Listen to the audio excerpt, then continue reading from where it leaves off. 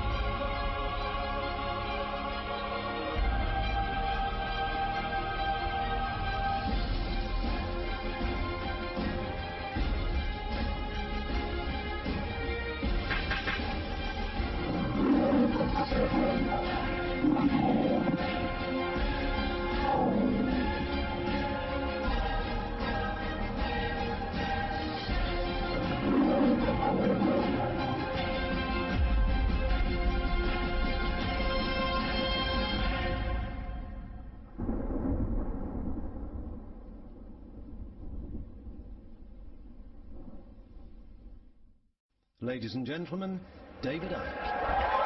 Thank you. Thank you. Thank you. Thank you. Whoa. Thank you. Thank you.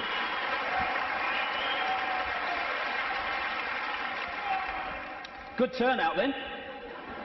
Crikey. I remember talking to people in telephone boxes once and having room to walk around all those years ago, but amazing things have happened since. My thanks first of all to the extraordinary Linda for putting this event on, and Sean and all the team.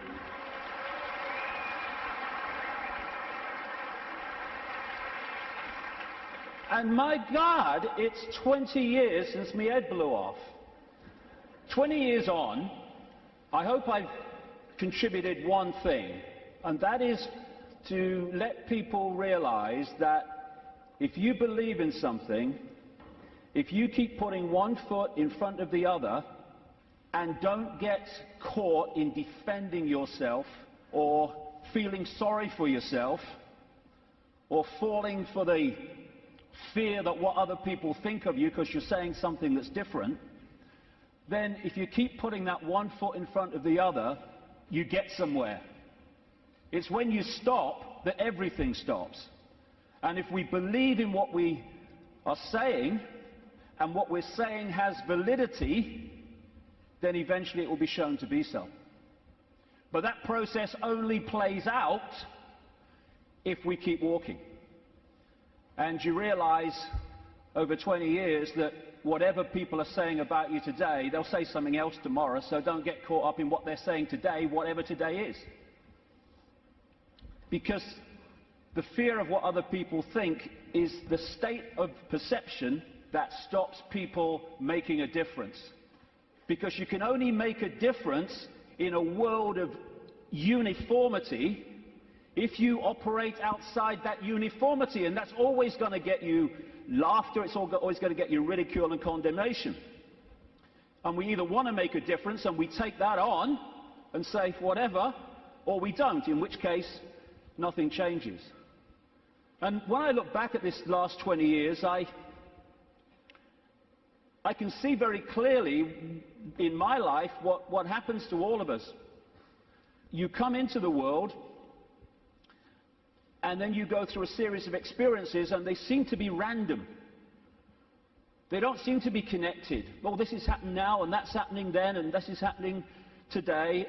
But when you look back, you see how it's been a journey of connected, often fantastically synchronistic experiences that are leading us in a certain direction. If we choose to go.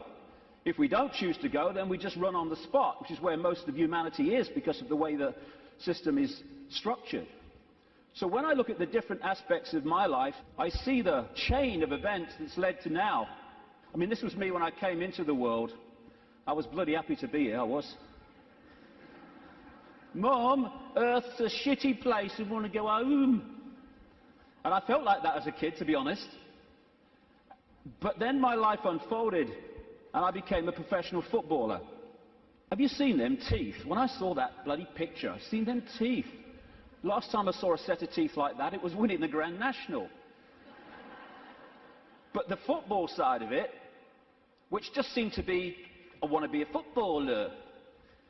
Actually, because I ended up playing professional football with rheumatoid arthritis, not recommended by the way, I had an iron will to keep going whatever. And my goodness me, that came in quite handy a few years later. Then I went into television. What a bloody poser, look at him. I don't know, you should curl my hair then, you know. And thank you. It's been a long time since anyone did that to me. In fact, that's the first time, I think. And what that did was show me the inside of the media, shite, and also gave me a public profile which was going to lead to something later that wouldn't be ignored, although at the time I wish it was being ignored. And then I went into politics, you can call Green Party politics, and I saw politics from the inside, how it's just a game, how it's irrelevant to human life, and how people who were fighting with each other in the public arena were doing anything but that behind the scenes. And then, bang, 1990. For a year before 1990, when I was still in the Green Party, I felt this presence around me. Even when I was in a room alone, or especially then, I felt this presence around me, like I wasn't alone. And this went on for the best part, like I say, of a year. And it got more and more powerful, more and more tangible. Long story short, I tell the story in the books. I went by a series of synchronistic chances to see a psychic. Never seen one in my life before. And I just wanted to go along. I told her I wanted hands-on healing for my arthritis, which was true. But the real reason was, would she pick up what was around me? And I went for a couple of times, and it was hands-on healing, very nice. Betty Shine, nice lady. And then the third time, she starts giving me this stuff. Ooh, this is powerful, she says. I've got to close my eyes for this one. And in 1990, out came all this stuff. I'm presenting the snooker at the time. You know, I'm with the BBC still, and out came all this stuff. I was going to go out on a world stage. I was going to reveal great secrets. And basically, there was a shadow across the world that had to be lifted. There was a story that had to be told. And I was going to tell it, which, when I'm sitting with my bum on that little bench next to her in her healing room, sounded complete bloody craziness. But it's unfolded. And it's unfolded very quickly after that, where my life started to change. And I started to come across information that was pushing me in a certain direction. And then, in the same year, or just after the same year, 1991, I went to Peru just on a whim, on intuition, and ended up having extraordinary experiences on a mound in Peru, just down from where that is. This is Siyustani, not far from a place called Puno in southern Peru.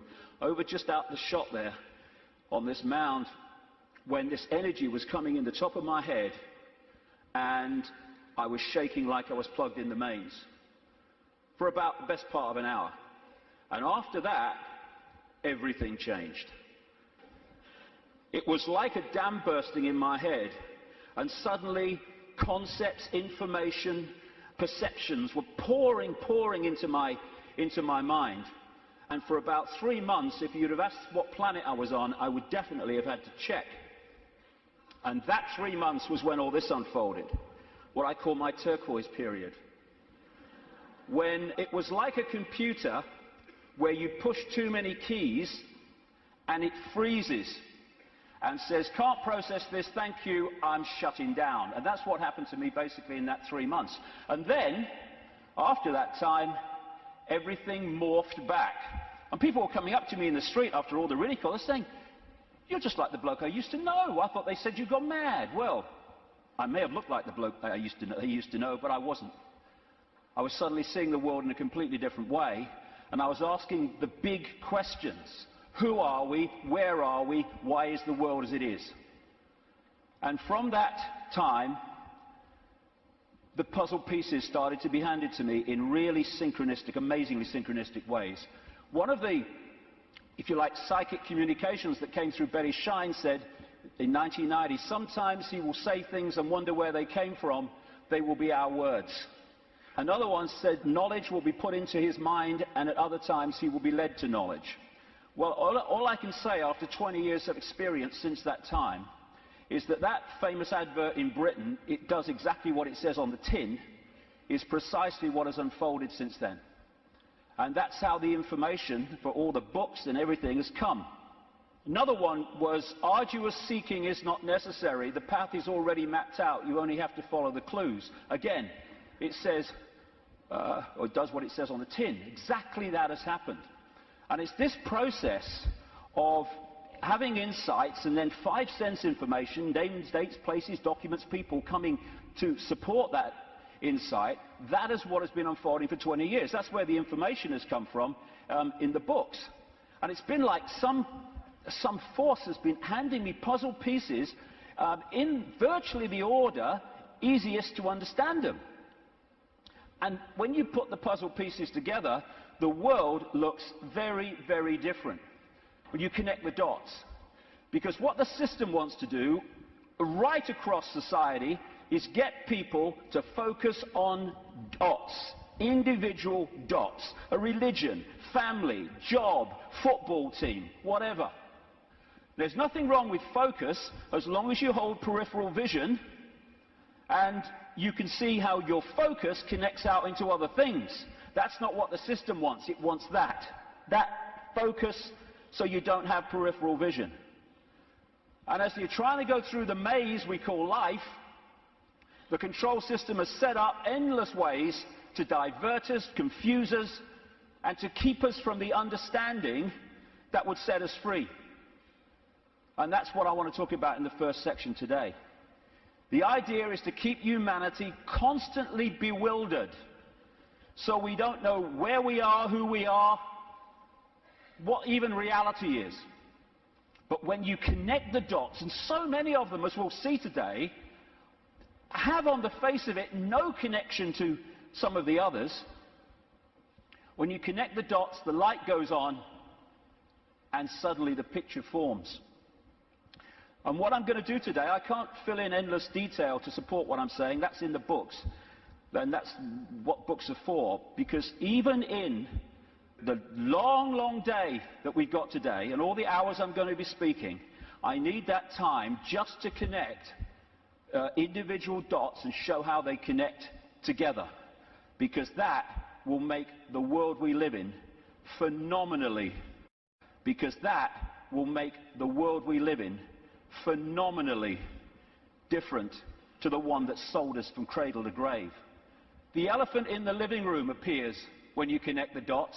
When you connect enough, the elephant it's so blatant. But when the dots are unconnected, there's no elephant there, because you can't see it. And that elephant in the living room is that there is a multi-level conspiracy, and it is multi-level, to enslave humanity in like a global concentration camp. The trick is to make sure the slaves don't realize they're slaves, so they don't do anything about their slavery. Although as this moves and moves towards its goal, that is becoming more obvious. When I first started on this journey 20 years ago, the first few years, all the information coming to me in the, like I say, incredible synchronicity of meeting people, seeing documents, coming across information, having experiences. That first few years were about what I call the 5 sense level of this conspiracy. The banking scams, the police state, the Orwellian surveillance, the big pharmaceutical cartel attack on the human body and the human immune system, engineered wars. And then after a few years, I started to move through the synchronicity, just following the clues as it said at the start. I came across this reptilian connection to the families that are running our reality. And then the most important part, from about 2003, 2002, when the synchronicity started taking me into the nature of reality itself. And until we understand at least the themes of what this illusion is, we can understand nothing else about the world as it is and the way that the control system works. And then, over the last year, that synchronicity and the puzzle pieces has taken me into, perhaps for many people, I understand it, the most extraordinary area, which is that the moon is not what we think it is. Now, can you imagine if you've come along today out of curiosity? We're a few minutes in, and your eyes are on Bill. He just said reptile. He couldn't have done. He did. I heard him. Well, we're going to get into some strange stuff, especially in the second section. Well, the first section's strange. We really are lunatics for reasons that I'll come to. So we're now at this fork in the road where we can go down one track and we can experience freedom in a way that we've never even understood what freedom is. We go down the other one, the one that the control system wants, then we're heading for a Orwellian fascist global state. It's unfolding as I speak. That choice, that fork in the road, is to become conscious, because most of humanity isn't, because it's manipulated not to be, or the control system's route, which is just to become a clone, a computer terminal of a control system, a merciless control system. The choice is between this, not too far down the road if we allow it, and this. Go hard, isn't it? Which one? Ugh. Freedom on a level, like I say, that we can't even begin to imagine from the perception of awareness that we've had so far. We perceive just a fraction of what freedom is, even when we talk about freedom. And we can break out of this. We can break out of this maze, this vibrational prison that we've been encased in. But to do that, as I said at the start, we have to stop doing what has put us in there. And that is conforming to the world that we are told the world is. Stop being in the herd. Stop being in the box, because there is another way. And if we don't take another way, I'm not saying the other way, we live in all possibility, but if we don't take another way from the way we've taken this far, how can anything change? It can't. If you always do what you've always done, you'll always get what you've always got. Real simple. And we don't have to all be the same. You can look the other way. You don't have to be a faceless person in a faceless crowd. It's not compulsory. You can express your uniqueness. You don't have to do what everybody else does just because they do it and we're frightened of conforming. And sometimes the choice of not conforming can actually save us a lot of grief, and it will in the next few years.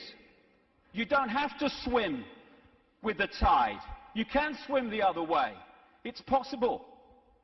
You were born an original. Don't die a copy. But how many people do? Because they fear not being like everyone else is because of the comeback from those people. Truth does not change because it is or is not believed by the majority of the people.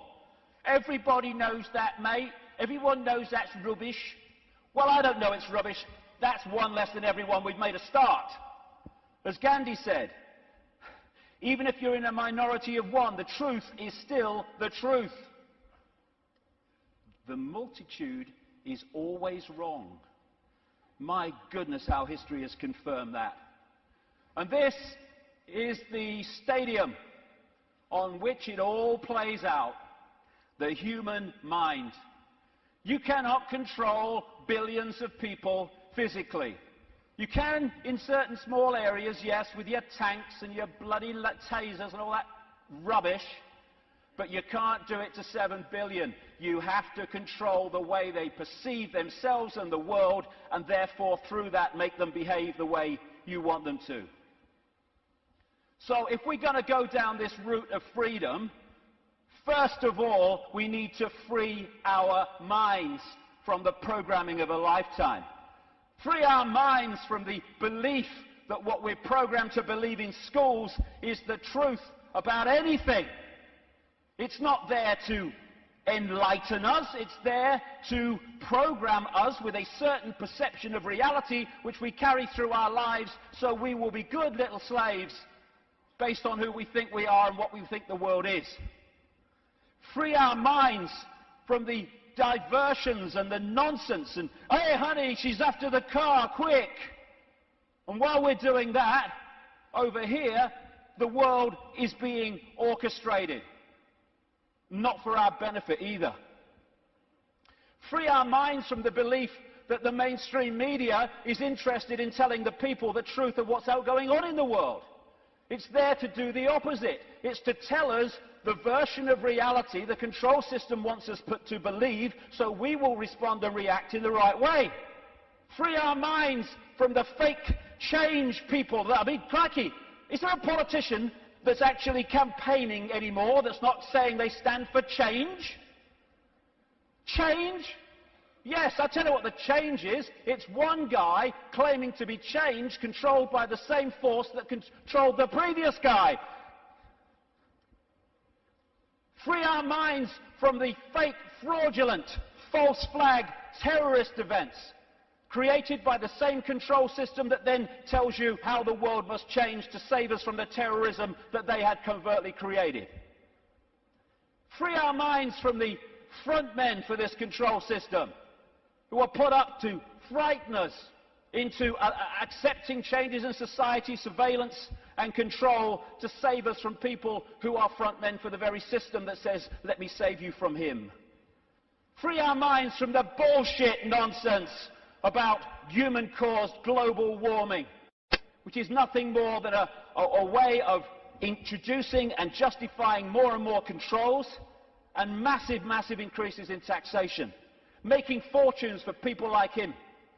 Free our minds from the idea that Big Pharma, the pharmaceutical industry, is in any way interested in human health. It's not about human health, it's about Big Pharma wealth and more. Free our minds from the four-letter word that controls the world, fear, that traps us in these vibrational boxes called fear. And free our minds, more than anything else, from the idea that we are Charlie Jones or Ethel Smith. We're just Joe Public. We've got no power. The choice is to become conscious, to realize that Ethel Smith is an experience, not who we are, and choose not to be what the control system is fast trying to create. Since I started writing about this, in some detail 15, 16, 17 years ago about the control system. It's gone from its coming to daily experience. I think this is a symbolic picture myself. That plaque says, George Orwell lived here.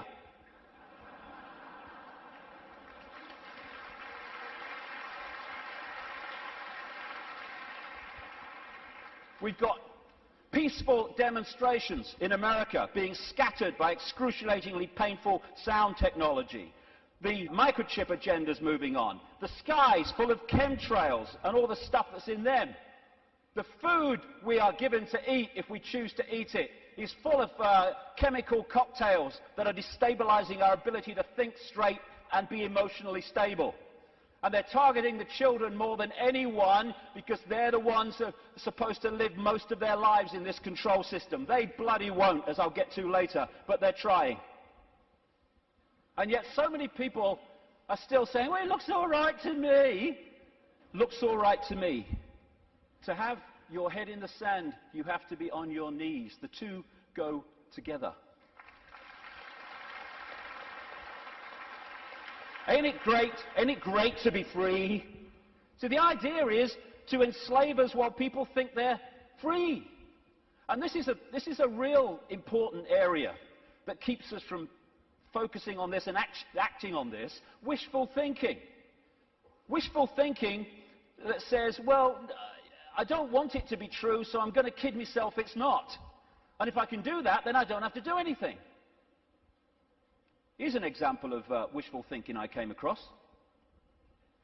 Wishful thinking that this threat will make any difference to their husband's drinking. That's wishful thinking. When I first saw that, I immediately ordered a large one, personally.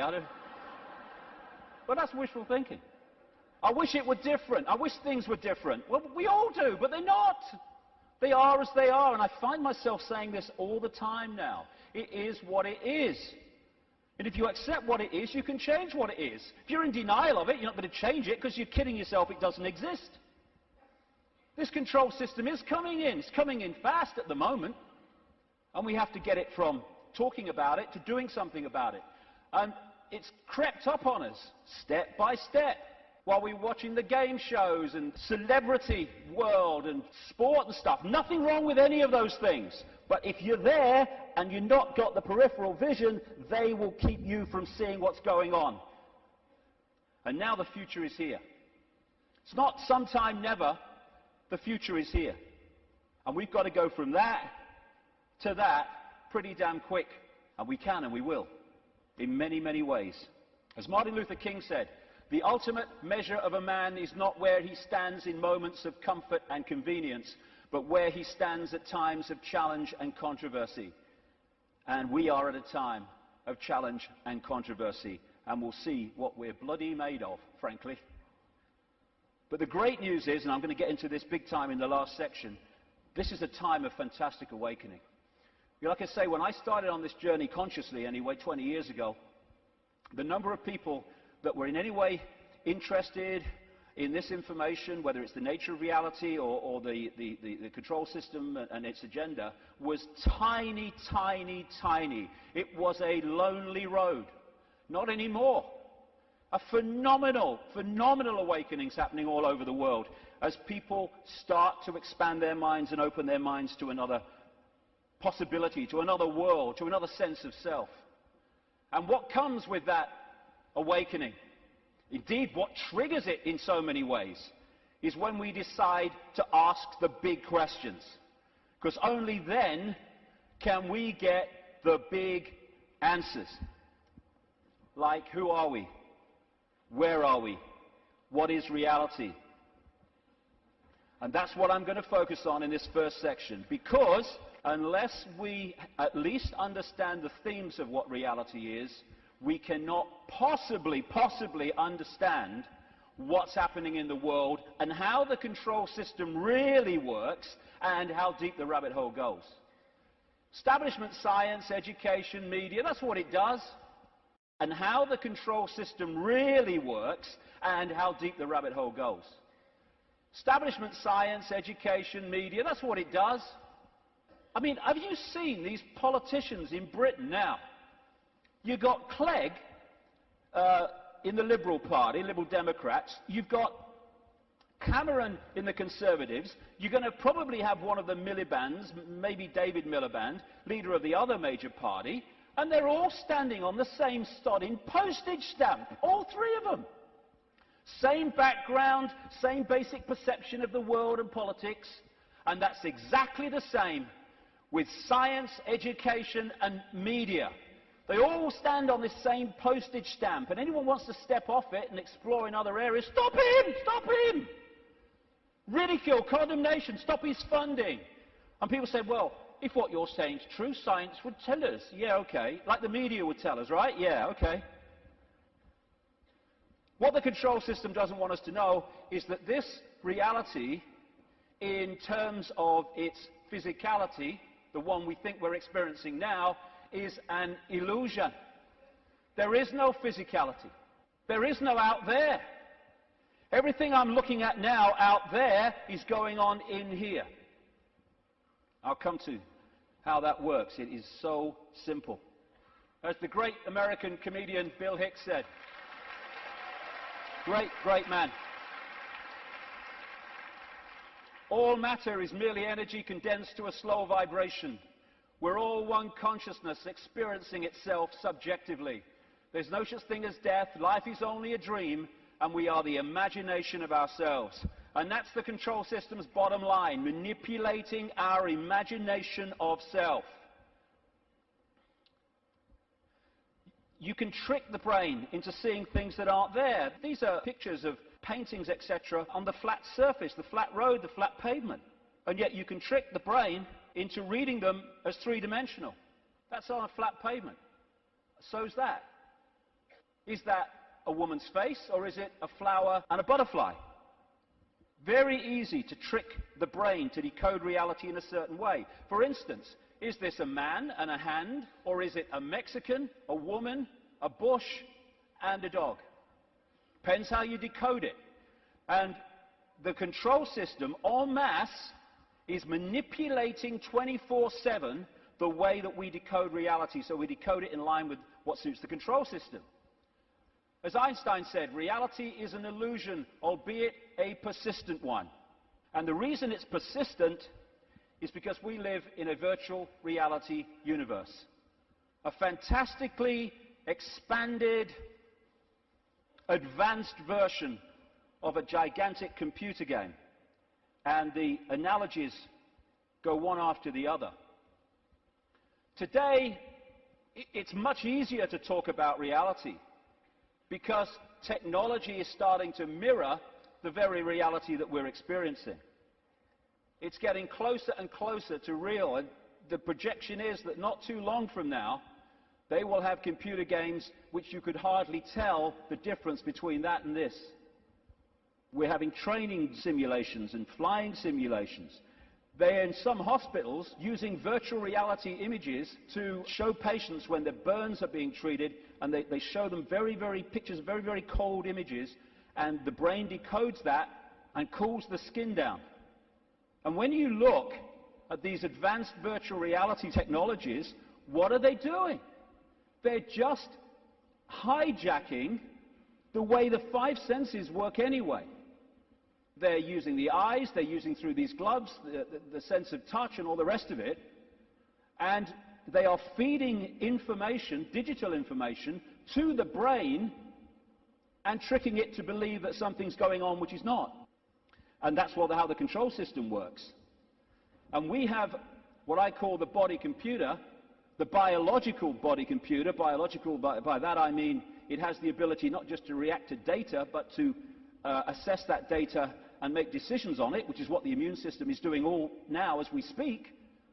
I'm not standing here, you're not sitting there saying, okay, problem with the right leg, go down there a bit on the left. No, it's just doing it because it's thinking. It's a biological computer system. By the way, this image here was taken the split second that someone told this guy that Barack Obama had won the Nobel Peace Prize. That's how I reacted anyway.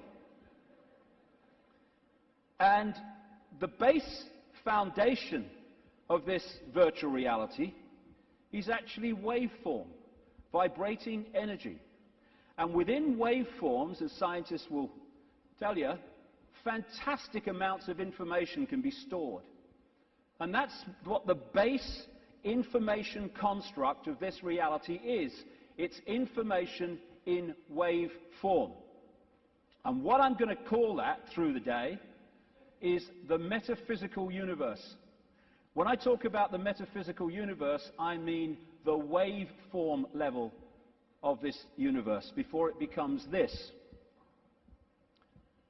What happens is the waveform information construct is decoded through the body computer into the world that we think we are experiencing. It's all going on in here. And it's like, as I'll come to in a second, it's almost a mirror, though much more advanced, of the wireless internet, where you can get a computer and you can pull the wireless internet, the World Wide Web, a whole collective reality out of the unseen to appear on a screen anywhere in the world. And so as we decode vibrational information through to electrical information, which is sent to the brain, and the brain decodes that into the world that we think we are experiencing. This is the metaphysical universe. Through the body computer, it becomes the world that we experience as outside of us. The five senses, which of course, as I say, virtual reality computer games lock into, that's how they work, they change vibrational information into electrical information, which goes to the brain to be decoded into what is holographic information. I'll come to that. So this is absolutely right, this scene from The Matrix, where the Neo character says, this isn't real, and Morpheus says, what is real? How do you define real? If you're talking about what you can feel, what you can smell, taste, and see, then real is simply electrical signals interpreted by your brain. That's all it is.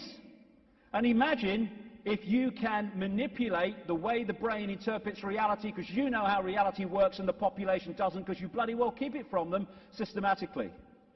The five senses are a decoding system. The most obvious one, of course, is sound. That's a vibration, comes to the ear, message to the brain, brain hears the sound. There is no sound until we've decoded it as so. Sound is just a vibration until we've decoded it. Sound exists in here. Same with taste.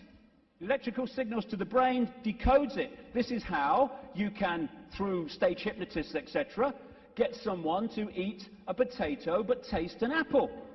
Because you implant the belief here that it's an apple, and so the electrical signal with the potato code goes there, and it doesn't read it like that, it reads it as an apple. Even on that basic level, think of the potential for manipulating the way we see reality individually and collectively.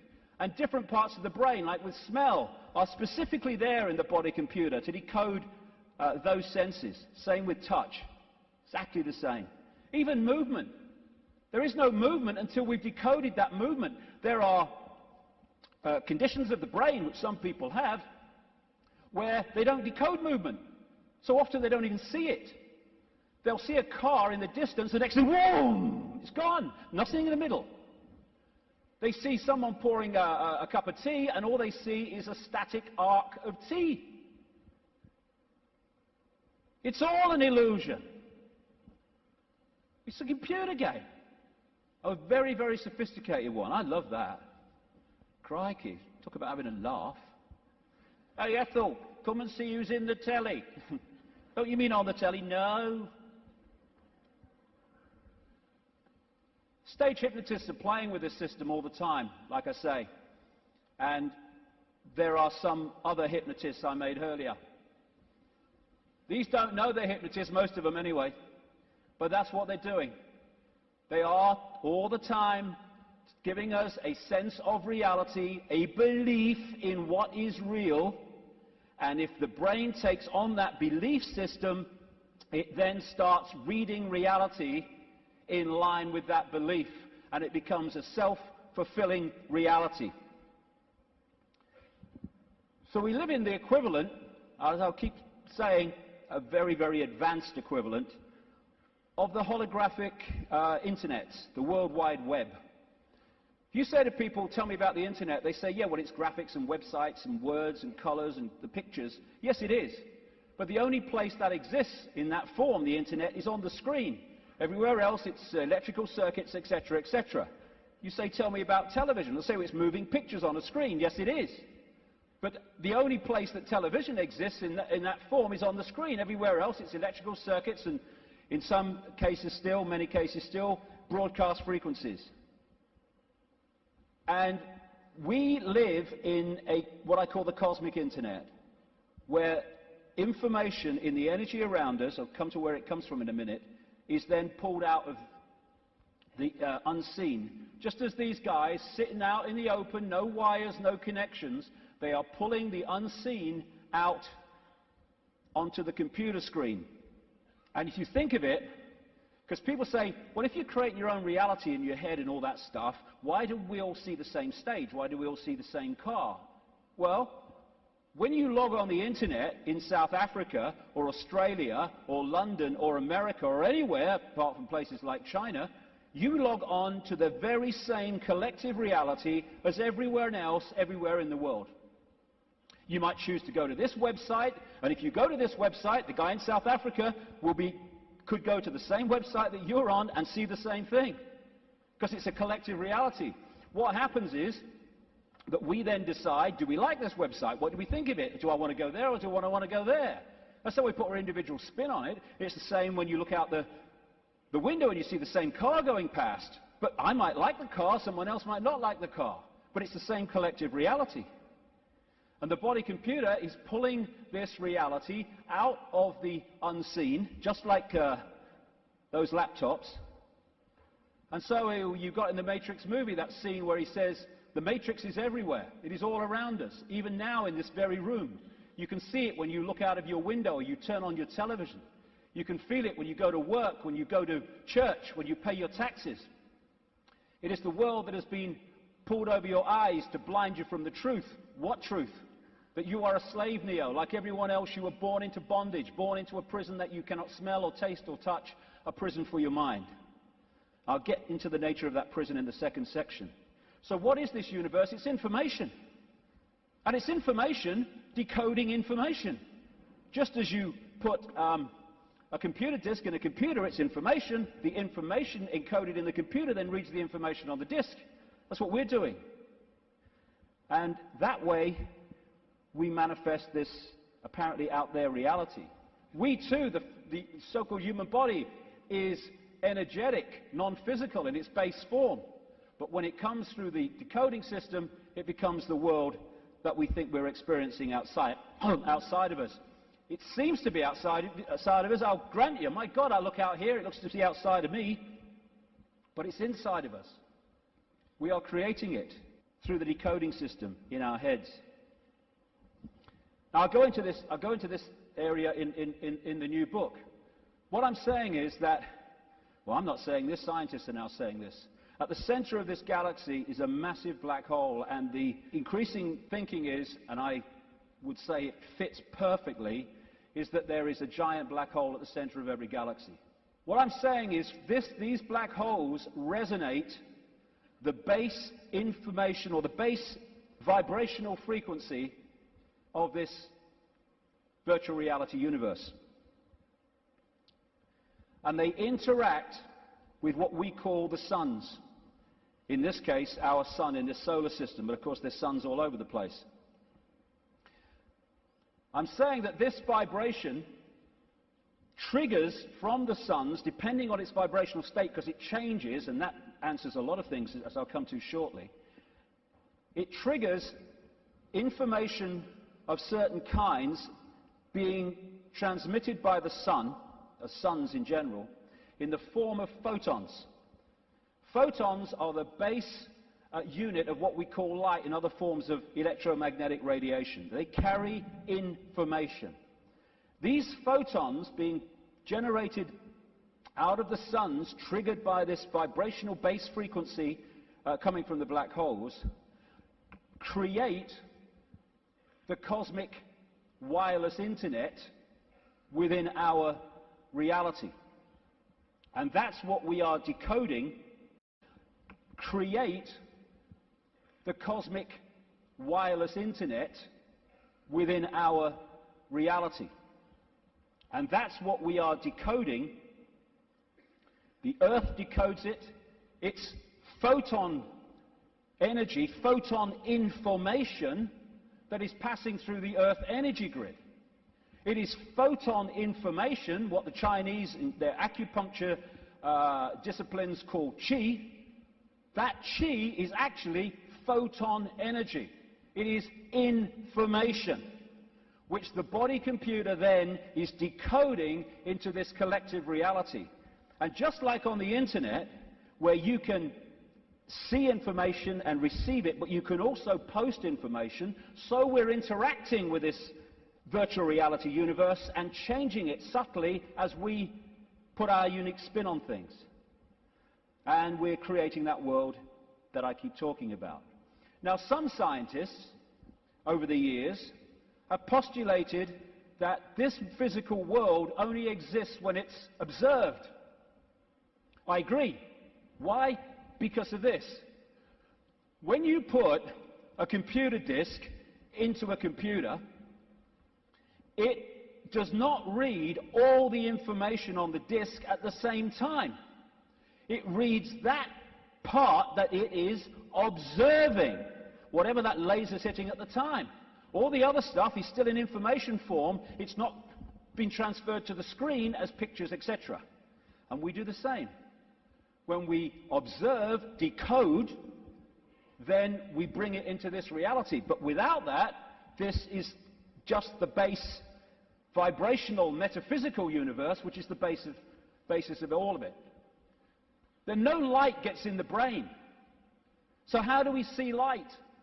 How can I look at that light and see it? No light ever gets in the brain because the brain's decoding information into that light. So when you see things like in the Matrix movies, those lines like, there is no spoon. It is not the spoon that bends, it is only yourself. Exactly. Because the only place the spoon exists in physical form is in here. And you bend it by bending the way you decode reality.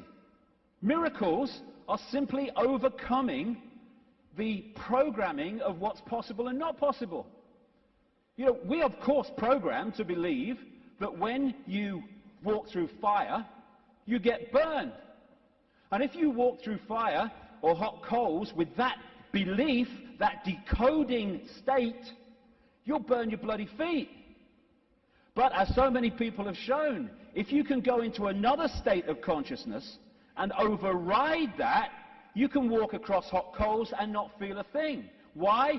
Because an illusion cannot burn an illusion unless you believe it can.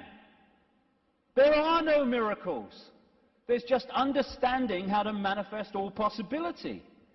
And that understanding comes from the fact that we acknowledge, we understand that we are consciousness.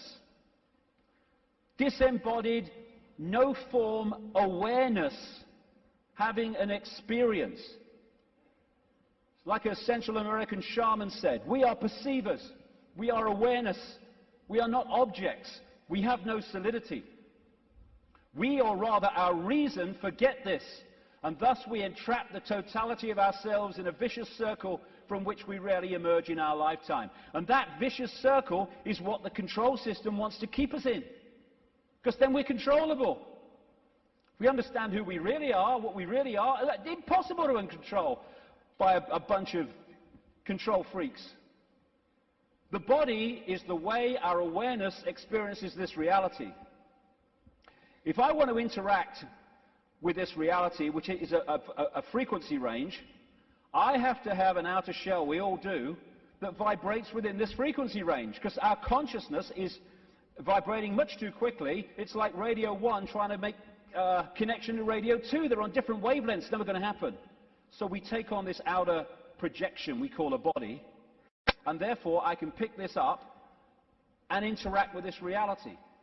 What the control system wants us to do is to believe that that projection, that vehicle to experience this reality, is who we are, because then we go from, I am all that is, has been, and ever will be, I'm Charlie Smith, I'm Ethel Jones, I've got no power.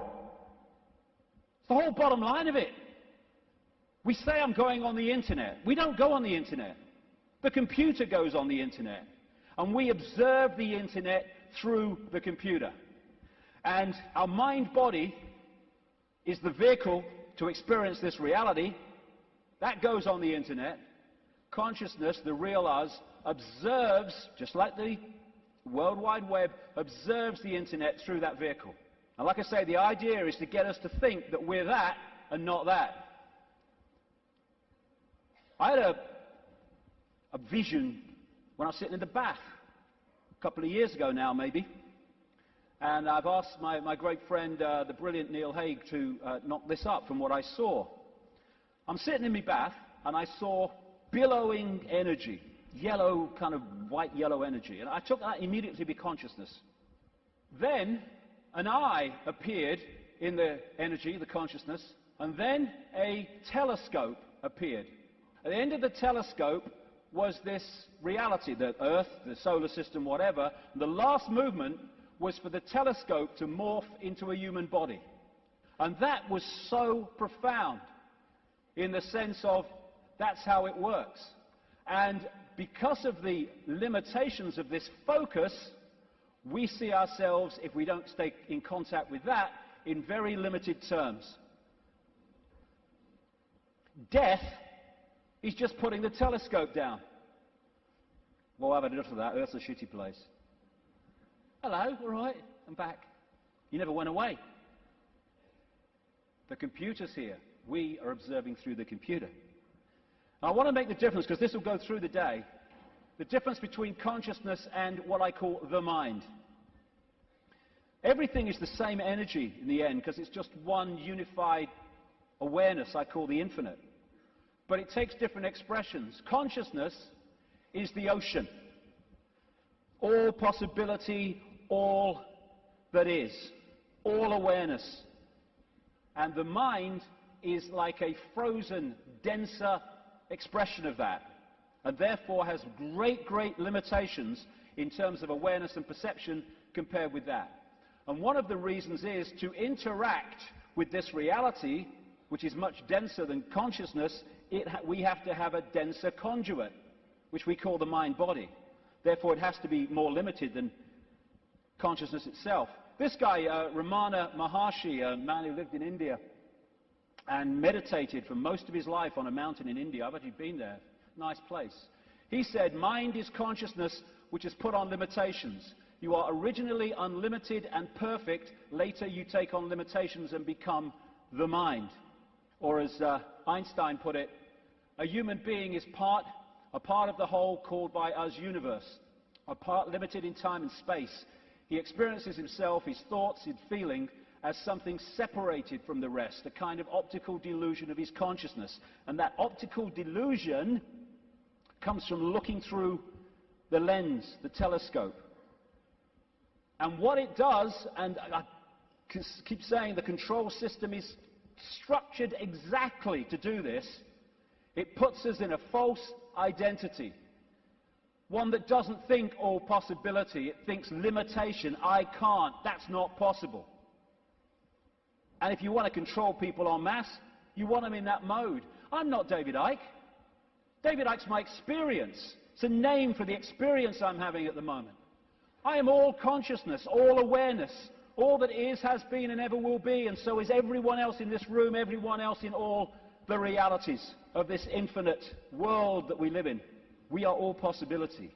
And that's our base state. I don't care who you are, what you've done in your life, what regrets you have, how successful you've been, your base state is all possibility.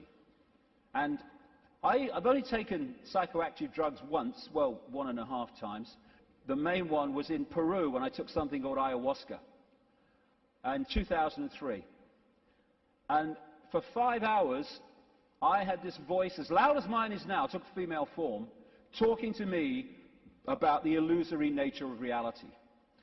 And when I came back out to Britain, it happened in the Brazilian rainforest, I started following up, names, dates, places type information, what I was told.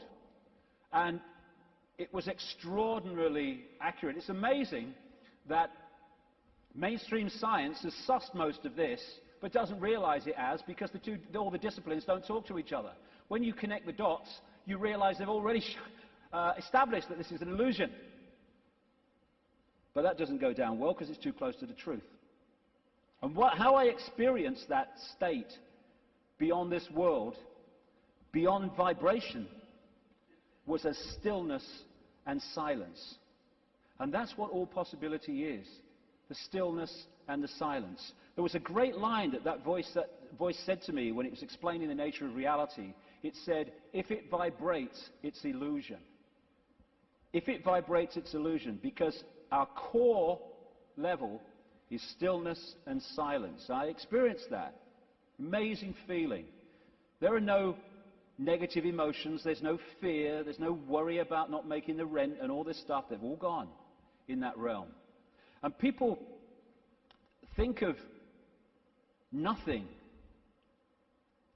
All that is, has been, whatever can be. That's all potential, all knowing. And everywhere and nowhere. People think that's a paradox. You can't be everywhere and nowhere, but you can in all possibility. In all possibility, everything is possible. So everywhere is nowhere. Nowhere is everywhere. Everything and nothing. Again, not a paradox. All possibility is everything and nothing.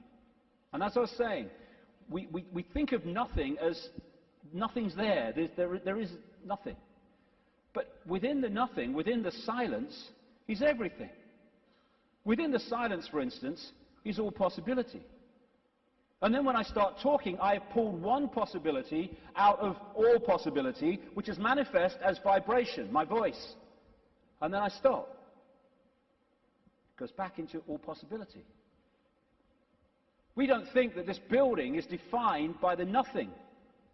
We think it's defined by the something. But the something is only there, and this building is only in its form because of the no thing, apparently no thing, in between what we perceive as the something. The silence is, this is why when people are in silence, they go somewhere else. And so many people are frightened of the silence. Get in the car, whack the record on, get in home, put the telly on, noise, holds you in 5 sense reality. When people go into the silence, that's when they get their insights, because they're accessing other levels of themselves beyond the 5 senses. So out of the no thing comes the realm of form.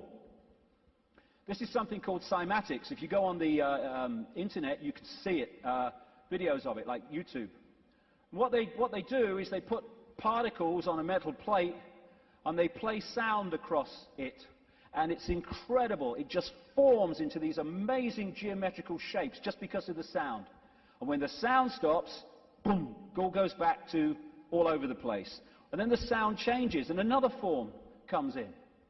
And these worlds of form, frequencies, vibrating frequencies, are created in this way, out of all possibility. And there are endless, infinite realms with different so-called laws of physics, different challenges, different experiences, all vibrating at different speeds and therefore able to share the same space.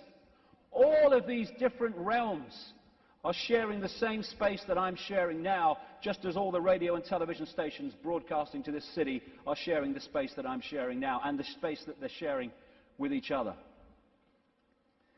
So we live in a frequency range, and that frequency range is dictated by the range of frequencies that our body computers can decode.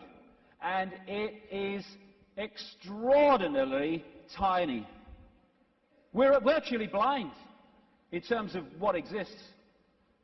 The vast majority of this universe is what scientists call dark energy or dark matter. And they call it dark not because it's pitch black, but because we cannot decode it. Therefore, it is not in our realm of experience. We have to work it out by its impact on things that we can see. And the electromagnetic spectrum is 0.005% of what is projected to exist in this universe. And visible light, which is the only frequency range that we can decode, is a fraction of the 0.005%. So this is it. Visible light. This is our world. And we look out and we think we can see everything. But we can't. We can see what we can decode. And therefore, we operate within a dimension, we might call it, and it's penetrated by other dimensions. But we can't. We can see what we can decode. And therefore, we operate within a dimension, we might call it, and it's penetrated by other dimensions, which allows those other dimensions to interact with ours, which I'm going to get to in the second section, because that is fundamental to the control system. What we're doing is we are putting our focus of attention into this reality through the body computer, and therefore this seems to be the only world that exists. But the space we're occupying is teeming with life of endless varieties. So if we come into this world of mind and we hold a connection to consciousness, we are in this world physically and we can experience this. We're going to the pub, yeah, let's have a beer with you, yeah. But we're not of this world in terms of the point of observation. We are in this world, but we're observing it from here. We can see things here that this can't see. And that's why the control system has to keep us here. And a structured society to make that happen. To keep us in bewilderment by being only able to decode and experience reality through the five senses. And once you are in the five senses, and you're not getting inspiration, insight, intuitive knowing from higher levels of your consciousness, where do you look to get a fix on who you are, where you are, and the world you're living in? There. And who controls that? The control system that controls the media, politics, education, science. The idea is isolate us in the five senses, isolate us in body-mind, and then program the body-mind to see the world that suits the control system. Time and space are just information within the metaphysical universe fabric, the vibrational fabric, which we then decode into what appears to be time and space. There is no time and space.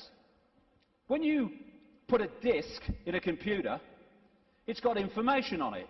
You put it in the computer reads it. On the screen, you see time and space, or what appears to be time and space. But all it is information on the disk being read by the computer and being put on the screen. That's what we are doing all the time. Time's an illusion.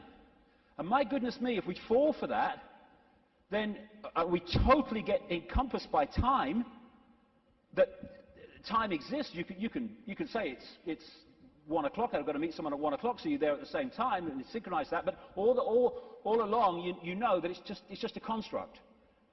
It's not part of you this time. Because no time is where consciousness operates. And if we operate completely connected to time, then by that very nature we're going to disconnect from consciousness, which is on another level of perception. Our time is just crazy. You cross an invisible line in the ocean, you go into tomorrow. You go the other way, you go into yesterday. There is only the now. That's all there is. People say, no, there's the past and there's the future. Well, okay. When you think of the future, where are you? You're in the now. When you think of the past, memories, where are you? You're in the now. These are constructs. These are perceptions. They're not real. Only thing that's real is now. Everything happens in the now. And the only moment we can change anything is in the now. And if we get pulled into the past, oh, regret, I wish I had, oh, that woman in 1953, ooh. Or we get pulled into the future, oh my God, what's going to happen? Oh, yeah, outcome, oh, what if? Then we're getting pulled out of the only time that exists, and therefore our power to change things, to impact on now, is diluted. And we are absolutely dominated by time. What's the time? Oh my God, it's not the time. Oh my goodness, what's going to happen? I'm going to get time. Oh, I'm late. And yet, the now is the only thing that exists, and time, like space, is a perception. It is part of the construction of reading. You could see time in a way like like a disc, like a DVD. What you've seen in the film is your past, as you perceive the past. What you're looking at in the film at that moment you perceive as the present, and what you've yet to see in the film you perceive as the future. Yet all that information exists on that disc at the same time.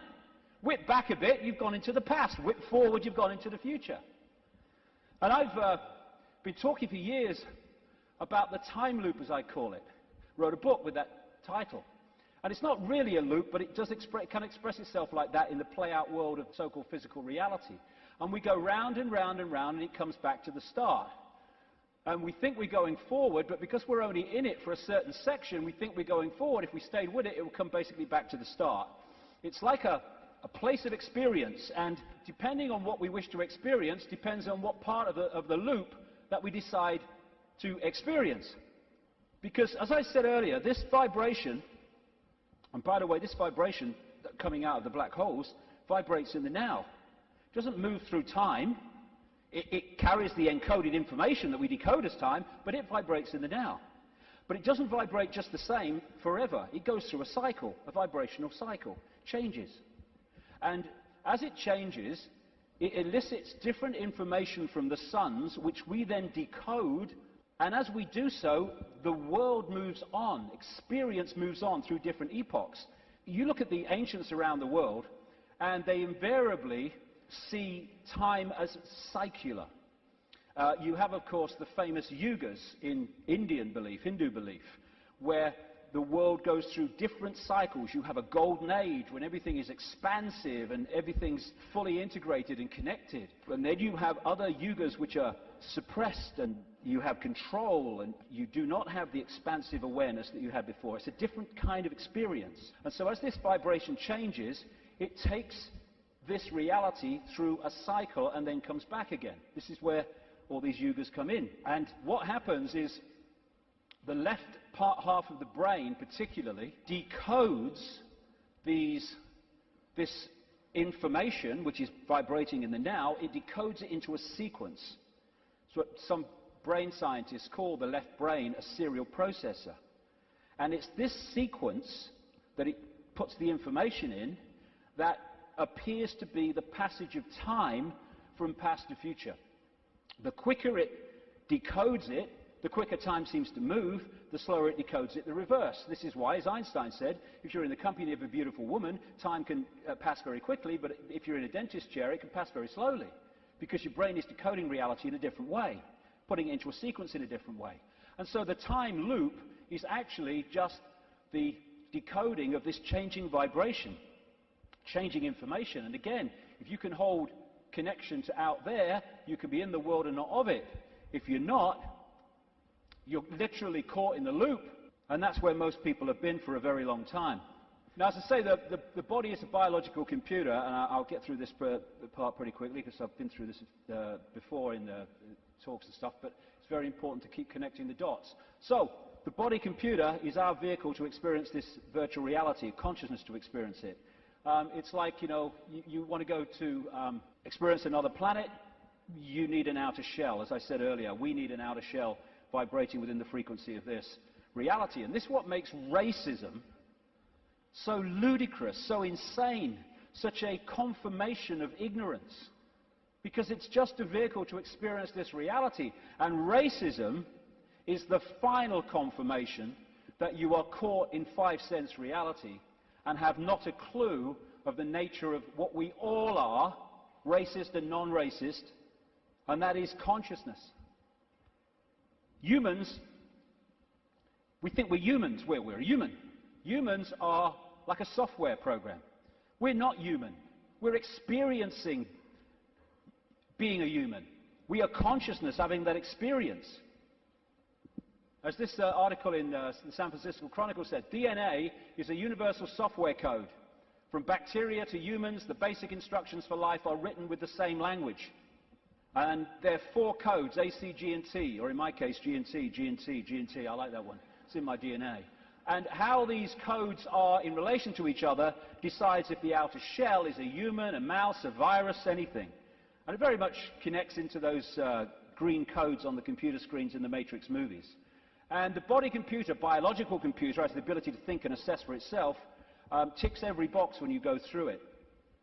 The reason they're now talking about connecting the brain to desktop computers is because they are connecting two computers. One far more, infinitely more advanced, yes, but two computers. That's how it's possible. When the computer won't work, won't turn on, won't process, we say the computer's dead.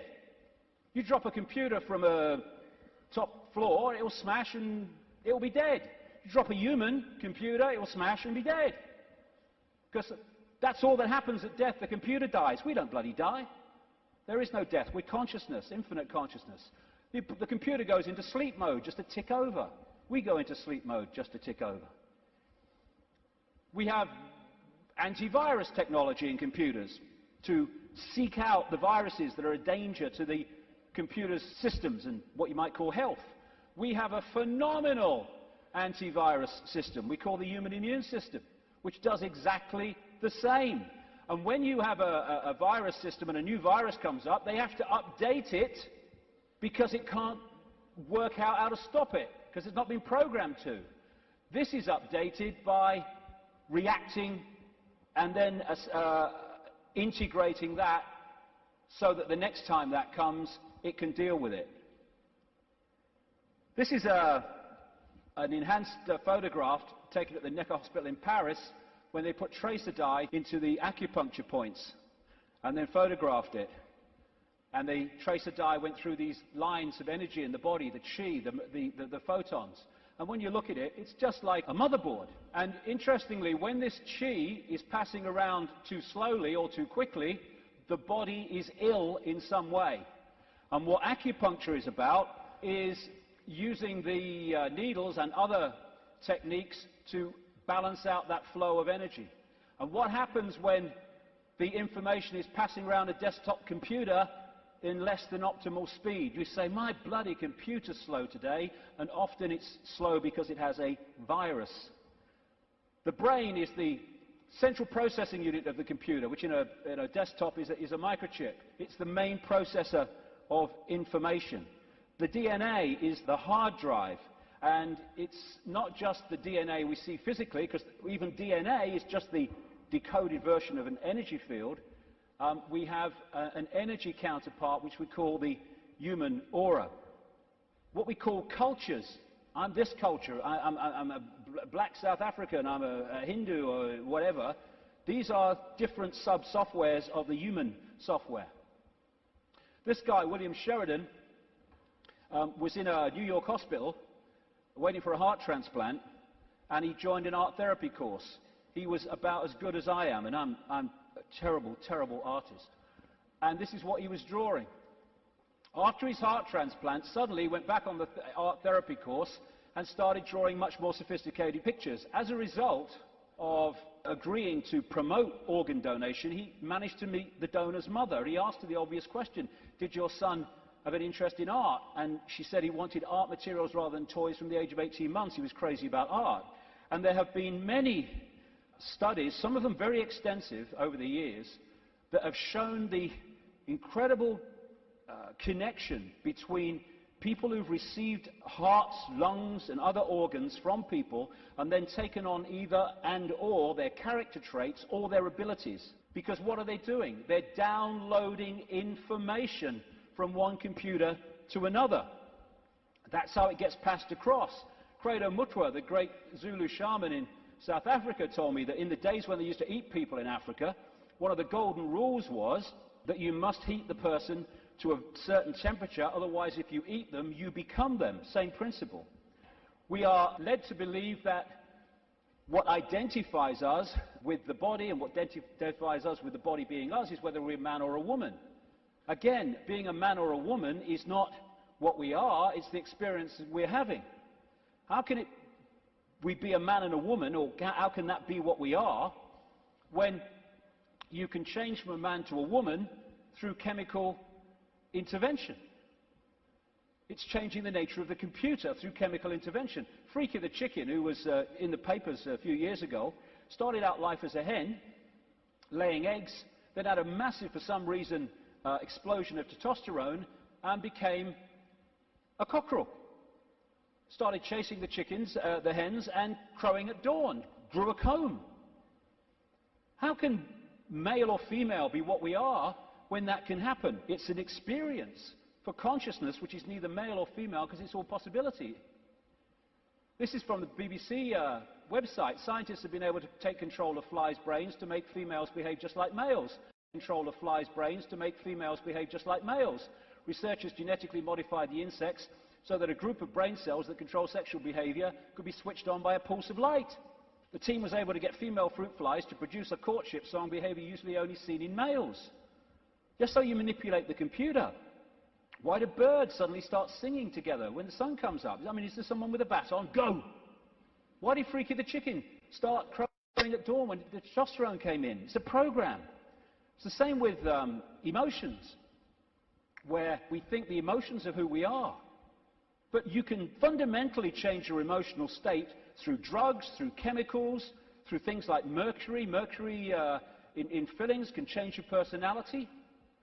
Can change your personality by drinking the shite in food and drink, these chemical cocktails. That's what's happening to so many kids.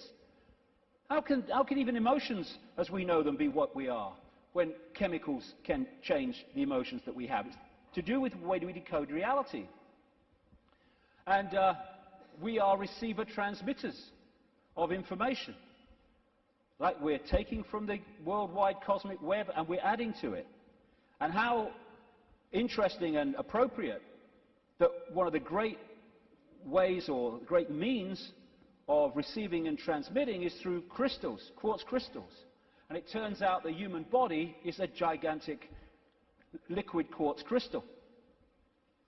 The membrane of every cell, and we have trillions of them, is a quartz crystal, a liquid crystal. The Earth is a gigantic crystal. Every grain of sand, for goodness sake, is a crystal. And the Earth, too, is receiving and transmitting information within this cosmic web. DNA is a receiver-transmitter of information, and it's made that way. This is an article on DNA. From the characteristic form of this giant molecule, a wound double helix, the DNA represents an ideal electromagnetic antenna. On one hand, it is elongated and thus a blade which can take up very well electrical pulses. On the other hand, seen from above, it has the form of a ring and thus is a very magnetical antenna. We are receiving and transmitting all the time through what we think is the body computer. And the energetic auric field connects into us through what we call chakra points, from a word, Sanskrit word meaning wheels of light.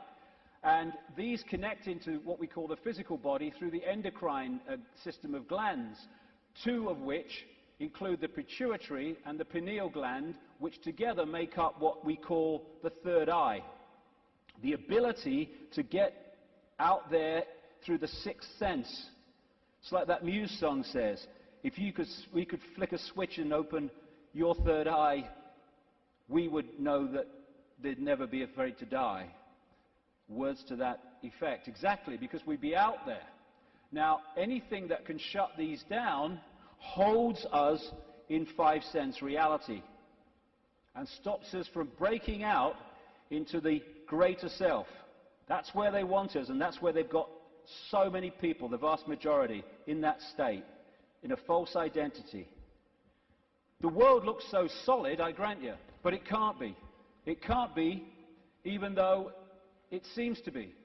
And if you bang your head on the wall, again, like walking through the fire, believing you're going to get burned, bang, you'll bang your head.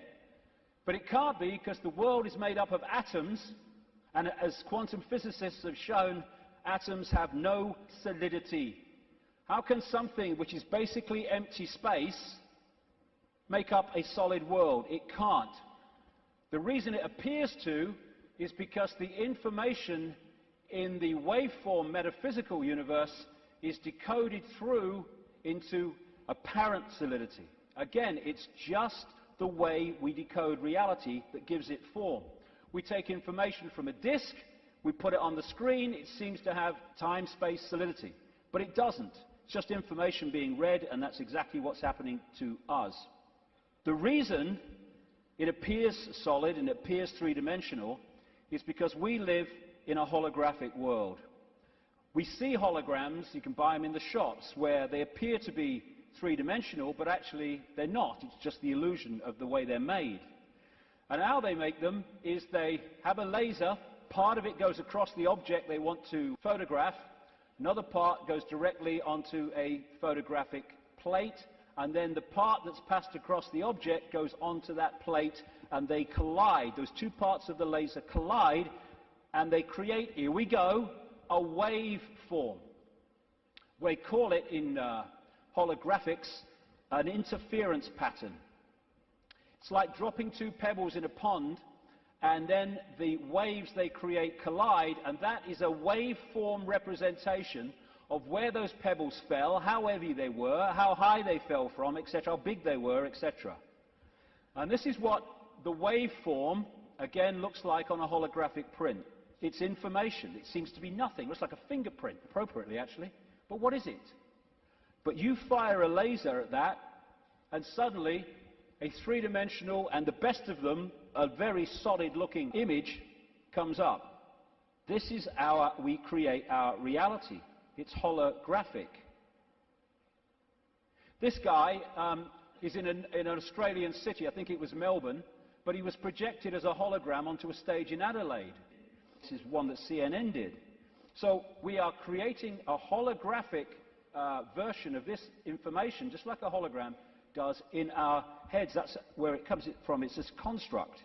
And how funny, I've been saying this for years, and then I come across this very, very mainstream New Scientist magazine in January now 2009, and its front page, "You are a hologram projected from the edge of the universe." You don't need to go through great swathes of academia. In fact, it's often the worst thing that can happen, because it puts you in the box on the postage stamp, often, to understand reality. You just have to access that which is all around us, containing that knowledge. And then you have the question, how can something be a waveform and a particle at the same time, which is what quantum physics has found and gone, what? How can that be? Very simple. When you're creating a hologram, the waveform doesn't disappear when the hologram projects itself. They both exist at the same time, the information construct and the decoded holographic form. The particle and the waveform exist at the same time. It's so bloody simple. People think it's so complex. One of the great things about a hologram is that every part of the hologram is a smaller version of the whole. So if you cut a holographic print into four and put a laser onto the four pieces, you don't get a quarter-size version of the whole picture, or a quarter-size part of the whole picture. You get a quarter-size version of the entire picture. And because of that, this is why these things happen. This is why reflexologists can find points on the hand and the feet and elsewhere that relate to different organs and parts of the body. This is how acupuncture can do it, and reflexology, with the points on the ear. Do something here, it affects the heart. Do something here, it affects the liver. Because it's a hologram, and it must be like that, because every part of the hologram is a smaller part of the whole. Holographic blood, this book by an American physician called Harvey Biggleton, I went to see. He has found holographic images in the blood. And I looked through one of his really powerful microscopes, and as he increased it and increased it and increased it, my blood went from blood as you would perceive it to quartz crystal when you got it to the most powerful level. That's what we are, crystals. So because we live in a holographic reality where everything is a smaller version of the whole, that's where we get the theme of as above, so below. That's why the human energy field is mirrored by the Earth energy field. Because we are a smaller part of the Earth hologram, and the Earth hologram is a smaller part of the greater hologram. And on one level, this reality is digital. And they're creating now, and this is extremely relevant to what I've been saying, they're creating now digital holograms that operate in a slightly different way to the holograms we've had before. And some of these digital holograms, that's one, are being used at promotions to sell products and stuff, and people are frightened to walk through the hologram because it looks so solid. And that's what this is, digital holograms. Digital holograms is the reality that we're experiencing in what I call the play-out world. And this is why numerology works. Numerology can predict things, and it can make things happen because it is working on this digital level of reality. Computers work on binary systems of on-off electrical charges, just symbolized as 1 and 0. They're now starting to develop trinary computers with a third number. And the human brain works how? On binary and trinary on-off, etc. electrical charges. And of course the A, C, G, and T codes of the DNA all connect into this. So while in the Matrix movies we saw the projection of beyond the physical world, it was a digital world, so is ours. That's exactly what it is. And like I say, scientists are not sussing any of this stuff in terms of the mainstream because they focus on their own discipline, their own individual dot, and they don't connect the dots, and therefore they can't see the picture. I watched a program the other day. It was a mainstream science program, and it asked the question for at least an hour. I think it was an hour. What's the biggest number? And they were going to these bloody numbers that went on and on and on and on, disappearing up there, trying to work it out. Well, I'll tell you the biggest number. That's the biggest number, infinity. There is no biggest number. There is only all possibility. And numbers are the digital level of this reality, and because of that, numbers represent vibrational states. As a result of that, you can manipulate reality through numbers and numerology, because you're manipulating that level of the decoded construct. So what does all this mean? We live a false identity. We think we're humans when we're consciousness. We're multi-leveled awareness, not just the body, consciousness. And some near-death experiencers have experienced and then come back to tell the story of what they've experienced when they've been through, sometimes they experience it as a tunnel, and then come back when their body releases the consciousness for a short time. And this is one that encapsulates all of it. He said, everything from the beginning, my birth, my ancestors, my children, my wife, everything comes together simultaneously. I saw everything about me and about everyone who was around me. I saw everything they were thinking now, what they thought then, what was happening before, what was happening now. There is no time, there is no sequence of events, no such thing as limitation of distance, of period, of time, of place. I could be anywhere I wanted to be simultaneously. This body computer is what gives us the delusion of all those things. And I'll just finish on this bit. Key to holding us in servitude is to keep us in the left hemisphere of the brain. We have two, the right brain, the left brain, and we have a bridge called the corpus callosum, which bridges the two and should pass information between the two. And the right brain, they have very, very different states of being. The right brain is the out there, the creative, the connection with all that is. The left brain is what deals in numbers, in language, in sequence, and puts everything in hierarchical structures and all the rest of it. And what the system wants, it wants us in there.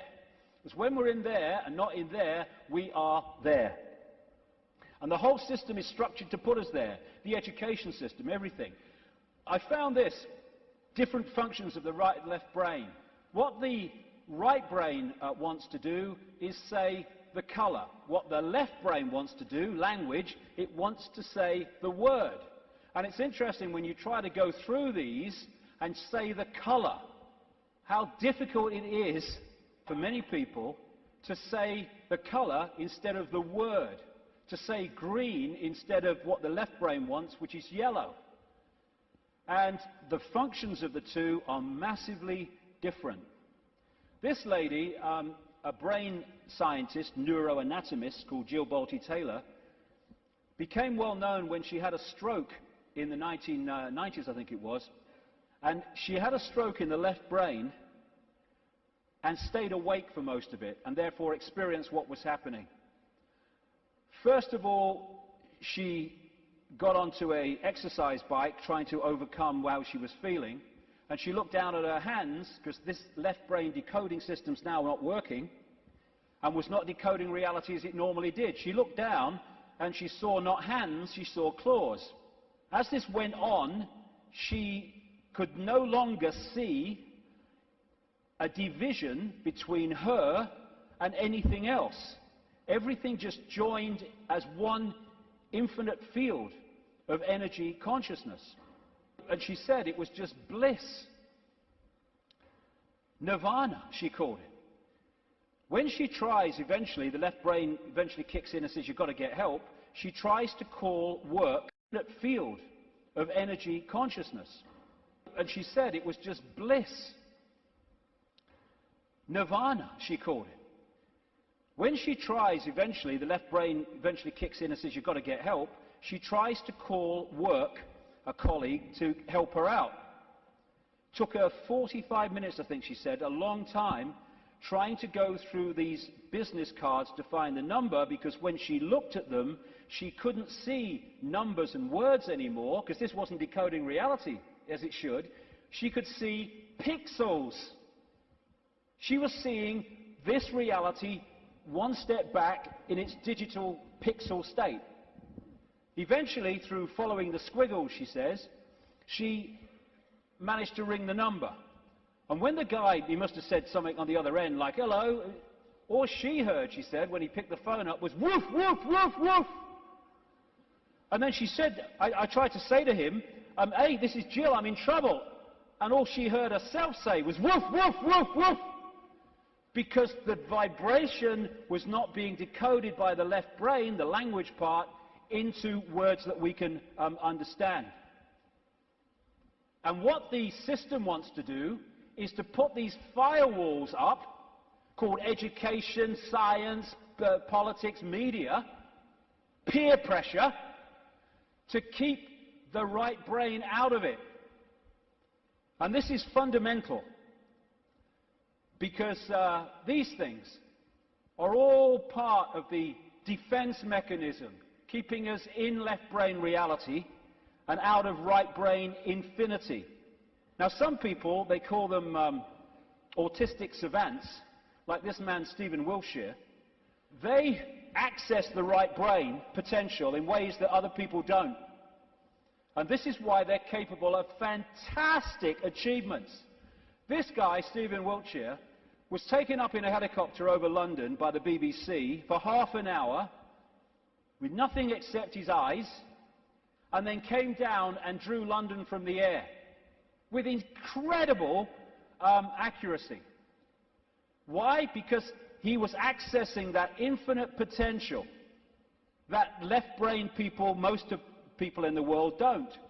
This guy, Daniel Tammet, another autistic savant, has again achieved incredible things, because he was challenged once to learn Icelandic in a week, and it's an incredibly difficult language to learn. I mean, none of the media were using on their news reading, were using the real name of that volcano in Iceland, were they? Because they could bloody pronounce it. This guy went back on television a week later speaking Icelandic. And his Icelandic teacher said, he's not human. Yes, he is! It's the human that we once were and will be again, when this suppression of our potential and our infinite possibility is brought to an end, and this shite stops.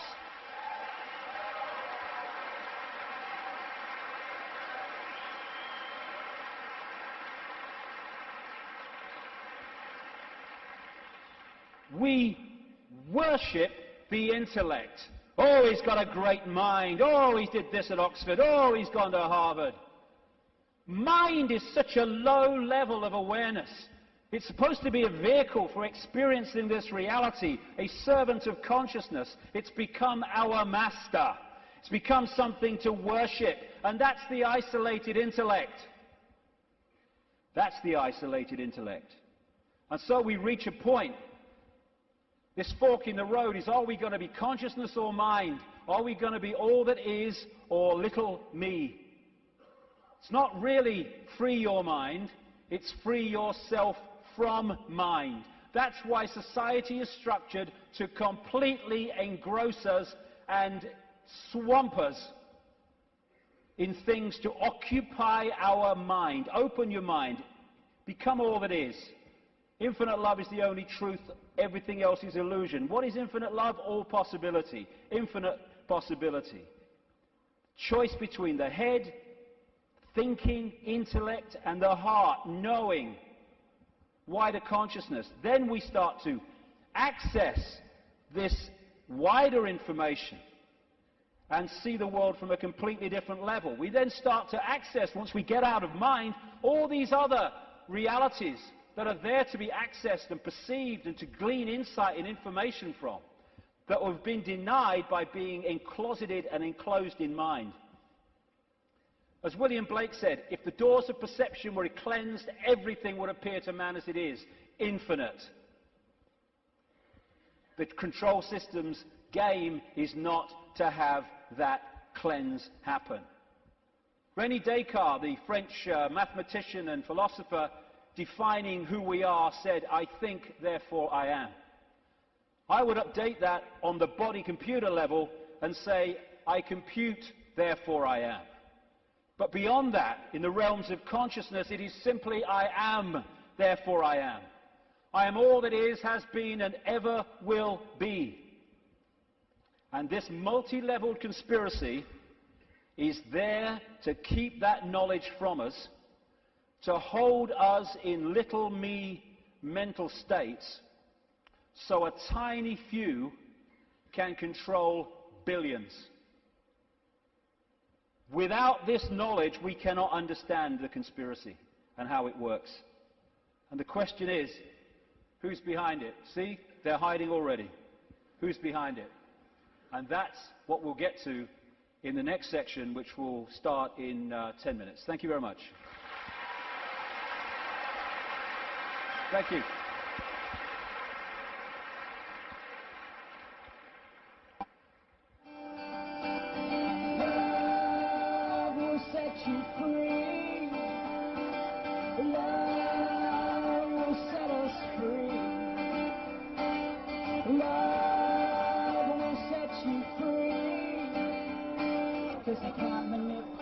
Peace and harmony.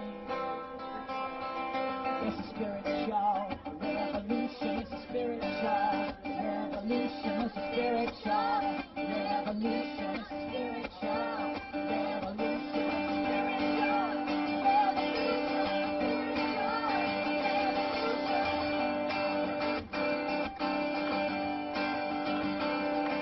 a spiritual revolution. It's all part of your evolution. Your fate is still unknown.